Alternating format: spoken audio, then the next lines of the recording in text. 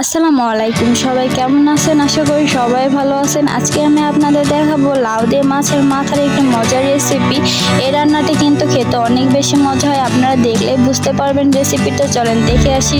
এখানে আমি কিন্তু দুইটা সিলভার মাছের মাথা এবং একটা লেজ নিয়ে নিয়েছি, আর সেগুলো কিন্তু ভালোভাবে পরিষ্কার করে নিয়েছি। আর অন্যদিকে কিন্তু আমি লাউটা কেটে সুন্দর করে পিস পিস করে নিয়েছি, দেখতেই পাচ্ছেন কিভাবে কেটে নিয়েছি।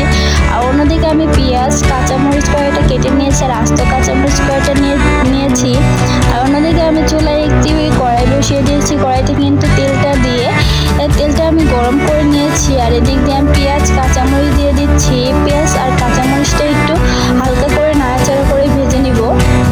পেঁয়াজ আর কাঁচামরিচটা একটু সময় নিয়ে ভেজে নিচ্ছি। আর এইভাবে রান্না করতে কিন্তু বেশি কিছু উপকরণ লাগে না, আপনারা কিন্তু সহজে এই রান্নাটা বাড়িতেই করে নিতে পারবেন।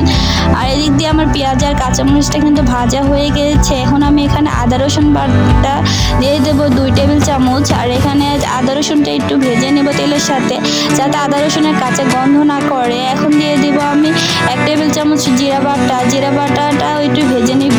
তারপর এখানে আমি দেখুন 1 টেবিল চামচ হলুদের গুঁড়াটা আপনাদের পরিমাণ মতন দিবেন। 2 টেবিল চামচ লবণ এবং 1 টেবিল চামচ মরিচের গুঁড়া দিয়ে দিচ্ছি। এই সময় কিন্তু চুলার আঁচটা মিডিয়াম রাখবেন, না হলে কিন্তু মশলাগুলো পড়ে যাবে। আর এখানে সামান্য পানি দিয়ে কিন্তু আমি মশলাগুলোকে ভালোভাবে কষিয়ে নিচ্ছি। দেখুন আমি এখানে পানি দিয়ে কিন্তু কিছুক্ষণ এটা রান্না করে নিয়েছিলাম মশলাটা। এখন আমি এখানে মাছগুলো আগে থেকে যে পরিষ্কার করে রেখেছিলাম, সে মাছগুলো আমি এখানে উল্টে পাল্টে মশলার সাথে ভালোভাবে মিশিয়ে দিচ্ছি, যাতে মশলাগুলো মাছের গায়ে ভালোভাবে লেগে থাকে। আর এটাও কিন্তু মাছগুলো কিন্তু একটু কষাতে হবে, না হলে কিন্তু মাছের একটা কাঁচা গন্ধ করবে। আর মাছটা দেখুন আমার কষানো হয়ে গিয়েছে। এখন আমি মাছটা একটু উল্টে পাল্টে দিচ্ছি, কারণ দুই পাশে একটু ভাজা ভাজা হবে। এখন কষানো হয়ে গেলে আমি এখানে একটু ভেঙে দিচ্ছি, আপনারা চাইলে এটা কিন্তু পরেও ভাঙতে পারেন। আর আমার এদিক দিয়ে মাছটা কষানোর পরে আমি এখানে দেখুন আগে থেকে যে লাউটা কেটে রেখেছিলাম, এই লাউটা দিয়ে কিন্তু সুন্দরভাবে নাড়াচাড়া করে মশলার সাথে মিশিয়ে নেওয়ার পরে কিন্তু আমি ঢাকনা দিয়ে ঢেকে কিছুক্ষণ রান্না করে নিব।